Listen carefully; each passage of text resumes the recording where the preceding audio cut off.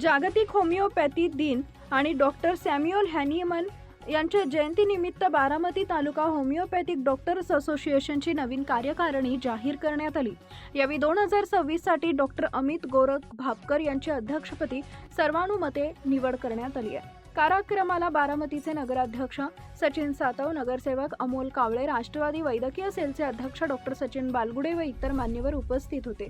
अध्यक्ष डॉक्टर अमित गोरख भापकर, उपाध्यक्ष डॉक्टर जीवन कोकरे, डॉक्टर सचिन लोणकर, डॉक्टर प्रज्ञा इंगळे, सचिव डॉक्टर पृथ्वीराज झांबरे, सहसचिव डॉक्टर प्रज्ञेश नायगावकर, खजिनदार डॉक्टर सागर साळुंखे, डॉक्टर लोकेश छाचेड, सांस्कृतिक सचिव डॉक्टर साक्षी बर्गे, क्रीडा सचिव डॉक्टर रुपेश माने।